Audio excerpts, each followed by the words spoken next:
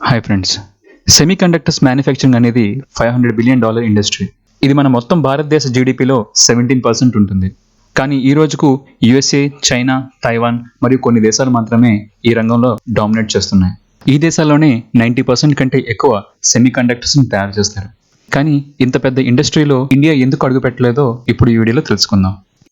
ఈ సెమీకండక్టర్ ఇండస్ట్రీకి వేరే మ్యానుఫ్యాక్చరింగ్ ఇండస్ట్రీస్కి చాలా వ్యత్యాసం ఉంటుంది. సపోజ్ ఇండిజినియస్గా తయారు చేసిన ఈ సెమీకండక్టర్స్కు సరిపోయే సాఫ్ట్వేర్ని కూడా డెవలప్ చేసి ఉండాలి మరియు వాటిని యూజ్ చేయాలి. మనం వాడే ప్రతి డిజిటల్ డివైజెస్ అంటే క్యాలిక్యులేటర్స్ నుంచి మొదలుపెట్టి స్మార్ట్ ఫోన్ వరకు కంప్యూటర్స్, సూపర్ కంప్యూటర్స్ ఇలా ఎన్నో డివైజెస్లో సెమీకండక్టర్స్ చిప్స్తో పాటుగా ప్రోగ్రామింగ్ కూడా అంతే ప్రాధాన్యత ఉంటుంది.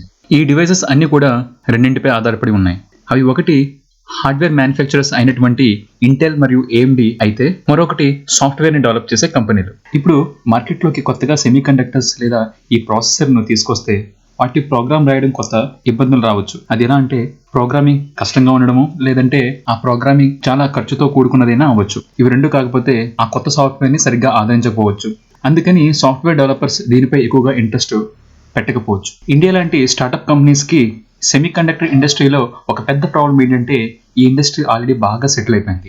మెయిన్ స్ట్రీమ్ ప్రాసెసర్లో ఇంటెల్ మరియు AMD వంటి కంపెనీస్ రూల్ చేస్తూ ఉంటే, మొబైల్ ప్రాసెసర్స్లో ARM వంటి కంపెనీలు మార్కెట్ని లీడ్ చేస్తూ తాము డెవలప్ చేసినటువంటి ప్రాసెసర్స్ యొక్క డిజైన్ రైట్స్ను Qualcomm, Samsung Exynos, Apple A series వంటి చిప్స్ను పేరెంట్ కంపెనీస్ తయారు చేస్తున్నాయి. 99% ఏ కంపెనీ కూడా ఇన్హౌస్ ప్రాసెసర్ని తయారు చేయదు. అవి ARM వంటి కంపెనీల యొక్క డిజైన్స్ని తీసుకొచ్చి దాన్ని మోడిఫై చేస్తాయి. చిన్న సెమీకండక్టర్ ఇండస్ట్రీస్లో టెక్సాస్ ఇన్స్ట్రుమెంట్స్ లాంటి కంపెనీలు దూసుకుపోతుండగా, స్టోరేజ్ డివైజెస్లో SK Hynix, Western Digital and Transcend వంటి కంపెనీలు ఆల్రెడీ డామినేట్ చేస్తున్నాయి. ఎందుకంటే ఇన్ని సంవత్సరాలుగా తమ సాఫ్ట్వేర్ను ఈ సెమీకండక్టర్ చిప్స్కి అనుగుణంగానే తయారు చేయడం జరుగుతుంది. కానీ ఇప్పుడు మార్కెట్లోకి కొత్తగా ప్రాసెసర్లు వస్తాయి. కంపాటిబిలిటీ ఇష్యూస్ రావచ్చని సాఫ్ట్వేర్ డెవలపింగ్ కంపెనీస్ వీటికి సాఫ్ట్వేర్స్ కూడా తయారు చేయడానికి ముందుకు రావు. దీనివల్ల ఈ ప్రాసెసర్స్కు ప్రోగ్రామింగ్స్ అందుబాటులో ఉండవు. అటువంటప్పుడు PC మ్యానుఫ్యాక్చరర్స్ లేదా ల్యాప్టాప్ మ్యానుఫ్యాక్చరర్స్ వీటిని సపోర్ట్ చేసే సిస్టమ్స్ను తయారు చేయరు. సపోజ్ ఇలా చేసిన పీసీస్ను మార్కెట్లోకి తీసుకొచ్చినా అవి ఎక్కువగా అమ్ముడుపోవు. ఎందుకంటే వాటికి ఎవరు కూడా సాఫ్ట్వేర్స్ని తయారు చేయరు. ఇలా తయారు చేసిన పీసెస్ను మార్కెట్లోకి వచ్చినా దానికి సాఫ్ట్వేర్ని తయారు చేయడానికి కంపెనీస్ ముందుకు రావు. అలా ఈ సైకిల్ కంటిన్యూ అవుతూ ఉంది. ఇందులో అతిపెద్ద సవాల్ ఏంటంటే ఆర్కిటెక్చర్ డిజైన్ది. ఇంటెల్ మరియు AMD ఈ రెండు కంపెనీలు తమ x86 ఆర్కిటెక్చర్ ద్వారా విండోస్ను రన్ చేయడంలో మొదటి వరుసలో ఉన్నాయి. సపోజ్ ఇలాంటి డిజైన్ను ఇండియన్ కంపెనీస్ డైరెక్ట్గా తయారు చేసి ఇంటెల్ లేదా AMD ప్రాసెసర్ ప్లేస్లో రీప్లేస్ చేస్తే అది అప్పుడు లైసెన్స్ వైలేషన్ లేదా ఇల్లీగల్ మ్యానుఫ్యాక్చరింగ్ అవుతుంది. సపోజ్ ఇండియా జీరో నుంచి రీసెర్చ్ మొదలుపెట్టి కొత్త సిస్టమ్ ఆర్కిటెక్చర్తో పాటు మైక్రోప్రాసెసర్ని తయారు చేసిన బహుశా ఇండస్ట్రీలో ఎవరు దాన్ని వాడకపోవచ్చు. ఎందుకంటే దానికోసం సపరేట్ కోడ్ రాయవలసి ఉంటుంది. దానివల్ల డెవలపర్స్కు లాభం ఉండదు. కానీ ఈ డెవలపర్స్కు లాభం చేకూరేలా చేయాలంటే ఒక చాలా ఎఫిషియంట్, లో కాస్ట్, సూపర్ ఫాస్ట్ ప్రాసెసర్ను తయారు చేయవలసి ఉంటుంది. ఇది ఎట్లా ఉండాలంటే ఆల్రెడీ ఎస్టాబ్లిష్ అయిన కంపెనీ సైతం వారి రీసెర్చ్ను మొదటి నుంచి స్టార్ట్ చేసేంతగా ఉండాలి. ఇది ఎంత ఎఫిషియంట్ టాస్కో అంతే ఖర్చుతో కూడుకున్నది కూడాను. ఒక చిన్న ARM ప్రాసెసర్ను డిజైన్ చేయడానికి దాదాపుగా $3 నుంచి $4 బిలియన్ ఖర్చు అవుతుంది. ఒక సిలికాన్ వేఫర్ మ్యానుఫ్యాక్చరింగ్ కంపెనీని సెటప్ చేయడానికి $8 నుంచి $12 బిలియన్ ఖర్చు అవుతుంది. సపోజ్ ఇన్ని రిసోర్సెస్ పెట్టి ఈ మైక్రోప్రాసెసర్ తయారు చేస్తే మార్కెట్లో దానికి మంచి డిమాండ్ ఉండాలి. సంవత్సరం మొత్తం ఆర్డర్స్ ఉంటేనే అది సస్టైన్ అవ్వగలదు.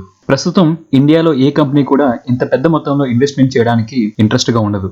ఇండియాలో టాటా TCS, విప్రో, ఇస్రో, ఇన్ఫోసిస్ ఇలాంటి కొన్ని కంపెనీస్ తమ ఓన్గా డిజైన్ చేసుకున్న మైక్రోప్రాసెసర్స్ ఉన్నాయి. కానీ ఇవి కొన్ని స్పెషల్ అప్లికేషన్స్ కోసం మాత్రమే దీన్ని వాడతారు. దీని ప్రోగ్రామింగ్ కూడా ఆ కంపెనీసే తమ ఓన్గా తయారు చేసుకుంటాయి. కానీ దీన్ని ఓపెన్ మార్కెట్లో అమ్మడానికి కోసం తయారు చేయరు. కానీ ఇండియా సెమీకండక్టర్ ఇండస్ట్రీలో అడుగు పెట్టాలంటే ఇండియా ముందు ఉన్న అవకాశాలు ఏంటో ఇప్పుడు చూద్దాం. మన దేశంలో ఉన్నటువంటి కంపెనీస్ ఒక రివల్యూషనరీ సెమీకండక్టర్ చిప్ని మ్యానుఫ్యాక్చరింగ్ చేసి దాన్ని ప్రపంచంలోనే అన్ని కంప్యూటర్స్లో వాడేటట్లు చేయాలి. దానివల్ల అది ఎట్లా ఉండాలంటే అన్ని కంపెనీస్ తమ రీసెర్చ్ను మళ్ళీ జీరో నుంచి స్టార్ట్ చేయాలి. కానీ ఇలా చేయడం చాలా రిస్కీ అండ్ ఎక్స్పెన్సివ్ టాస్క్ కూడాను. రెండవది, ఏదైతే కంపెనీస్ USA, చైనా, తైవాన్లో తమ మ్యానుఫ్యాక్చరింగ్ ఇండస్ట్రీస్ను సెటప్ చేస్తున్నాయో అటువంటి కంపెనీస్ను ఇండియా తమ ఇండస్ట్రియల్ పాలసీ ద్వారా అట్రాక్ట్ చేయాలి మరియు వాటిని ఒప్పించి ఇండియాలో సెటప్ చేయించాలి. ఇక మూడవ ఆప్షన్ ఏంటంటే ARM లాంటి కంపెనీస్తో భాగస్వామ్యం అయ్యి ఇండియాలో లైసెన్స్డ్ ప్రాసెసర్స్ని తయారు చేయాలి. మనం ముందుగా చెప్పుకున్నట్టు ఆర్మ్ కంపెనీ నుండి డిజైన్ను శాంసంగ్, క్వాల్కమ్, యాపిల్, మీడియాటెక్ లాంటి సంస్థలు తీసుకుని వాటి ఆర్కిటెక్చర్లో చిన్న చిన్న మార్పులు చేసి మొబైల్ ఇండస్ట్రీలో అమ్మడం జరుగుతుంది. అదేవిధంగా మన దేశంలోని కంపెనీలు కూడా ఆర్మ్ లాంటి సంస్థల నుంచి డిజైన్ తెచ్చుకొని దాన్ని మోడిఫై చేసి ఇండియాలో వినియోగిస్తే ఖచ్చితంగా సక్సెస్ అవడానికి ఛాన్సెస్ ఉన్నాయి. ఇక లాస్ట్గా మన ముందు మరొక ఆప్షన్ కూడా ఉంది. రానున్న 2 నుంచి 3 సంవత్సరాల్లో డెస్క్టాప్ మరియు ల్యాప్టాప్లో కూడా ఆర్మ్ బేస్డ్ మైక్రో ప్రాసెసర్స్ రానున్నాయి. ఎందుకంటే రీసెంట్గా యాపిల్ కంపెనీ తమ యాపిల్ ల్యాప్టాప్స్ మరియు ఐప్యాడ్స్లో ARM బేస్డ్ M1 ప్రాసెసర్ను ప్రవేశపెట్టింది. ఇది ఇంటెల్ మరియు AMD యొక్క ప్రాసెసర్స్ మరియు CPUలను రీప్లేస్ చేసి మరియు ర్యామ్, గ్రాఫిక్ కార్డ్ అన్నీ కూడా ఒకే చిప్లో ఇంటిగ్రేట్ చేసి సింగిల్ ప్రాసెసర్ను తయారు చేస్తుంది. దీనివల్ల వాటి పెర్ఫార్మెన్స్, స్పీడ్ పెరిగి హీటింగ్ ఇష్యూస్, స్పేస్ యూటిలైజేషన్ కూడా తగ్గుతాయి. మరియు యాపిల్ తమ రానున్న యాపిల్ మ్యాక్బుక్స్ మరియు ఐప్యాడ్లో కూడా ఇటువంటి ఆర్మ్ బేస్డ్ ఇంటిగ్రేటెడ్ ప్రాసెసర్ను వాడడానికి మొగ్గు చూపుతుంది. దీన్ని బట్టి రానున్న విండోస్ బేస్డ్ డెస్క్టాప్స్ మరియు పీసీల్లో కూడా తొందరలో ఆర్మ్ బేస్డ్ ప్రాసెసర్కు మంచి డిమాండ్ ఉంది. అలాగని జరిగితే ఇంటెల్ మరియు AMD కంపెనీస్ కొలాప్స్ అవ్వడానికి చాలా ఛాన్సెస్ ఉన్నాయి. అప్పుడు ఇండియా దగ్గర ఒక ఆపర్చునిటీ ఉంటుంది ఈ చిప్స్ను మ్యానుఫ్యాక్చరింగ్ చేయడానికి. అందుకే మన దేశం ఇప్పుడే ఆర్మ్ బేస్డ్ ప్రాసెసర్ యొక్క అవైలబుల్ లైసెన్స్డ్ ఆర్కిటెక్చర్ను ప్రాపర్గా కస్టమైజ్ చేసి యాక్యురేట్గా ఈ విండోస్కి తగినట్లుగా డిజైన్ చేస్తే ఫ్యూచర్లో ఇండియా ప్రాసెసర్ మ్యానుఫ్యాక్చరింగ్ హబ్గా ఖచ్చితంగా మారుతుంది.